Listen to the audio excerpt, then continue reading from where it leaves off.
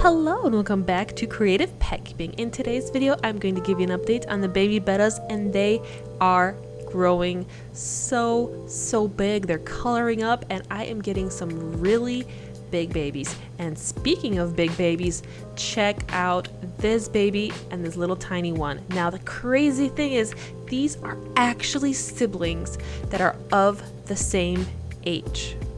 While this looks really odd, it is actually quite normal because Bettas are such opportunistic predators and eaters that will eat as much as possible, and eventually some will get really good at eating more than others, which in turn will cause them to grow faster. What is really weird is once they get too big, they will actually start to hunt their smaller siblings, as you can see in this case. And this is why it is often recommended to separate your fry by sizes. So in this case, we are finally going to be taking out some of the larger and medium babies, and we're going to be leaving the tiny ones to grow out together. This will serve two functions. One, not only will it keep them from predating on each other, but the second function is I can actually feed them two different sized foods, and because the spawns are split, it will be much easier to feed them more evenly and therefore ensure that they will all get a good chance at growing up before I enter into the culling phase. For a fun comparison, here is another type of baby fish that is Hemichromis leafalili, the little rainbow cichlids. They're super cute, and as you can see, these guys are very similar in size. There's actually their father in the back trying to scare away any other fish in the next door tank because pairs look after their babies. So it's interesting how when you have fish that take care of their babies versus kind of let them grow out on their own, it does seem to affect their growth rate. So these are the babies that we picked out, which ended up being about half of the spawn, and I started to try to count them, and there is at least 100 in this container. For those of you that maybe want to pause it and count it, you definitely could. Maybe you'll be able to do a better job than I can, but I've been trying to count all these guys, and there is a lot. I'm definitely gonna have to keep trying because I want to not only count these guys, but I also want to count the other babies in the other tank.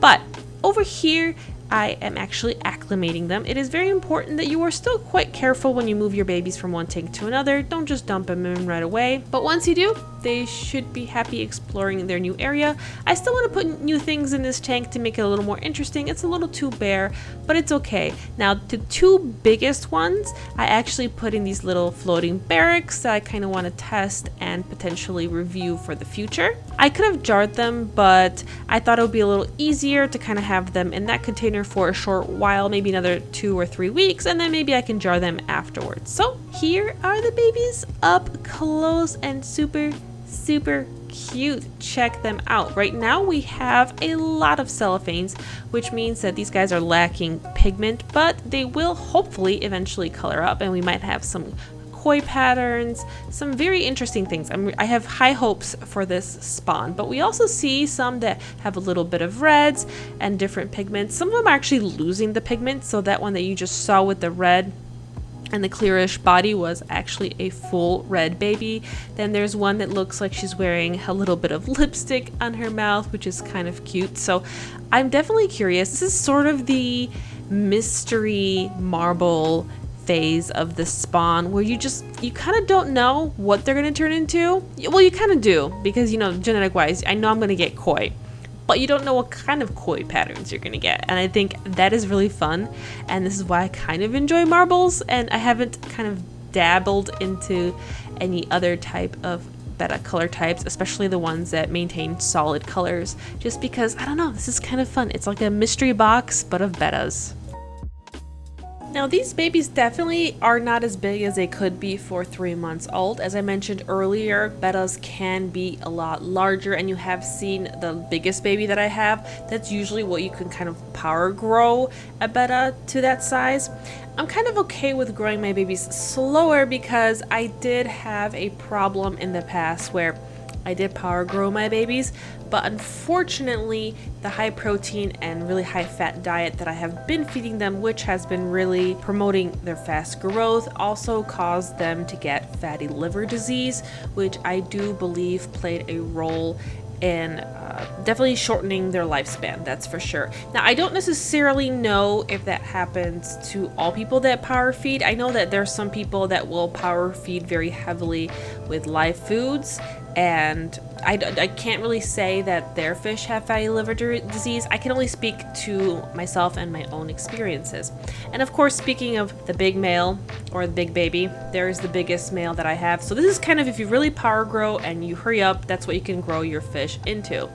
On the other hand, we also have these tiny little guys. Now these guys are, although they're coloring up, they're kind of the size of what I would say like month and a half, 2 month olds, and that's okay. Now that I've reduced the bio load and the amount of fish in this tank, I can continue to feed them a little more heavily, and because they're competing with less siblings for food, they will have a much better chance at eating a lot more and kind of catching up in size. That being said, since I will be jarring my fish as they continue to grow, having some fish that are smaller, that I grow out a lot smaller, such as these guys, will buy me more time while I jar the bigger fry and potentially sell them a lot earlier. These guys can kind of grow out here, and eventually when the 20-gallon long is freed up, I can actually move them over there for their last stage of growing up before they also end up going into the jarring process.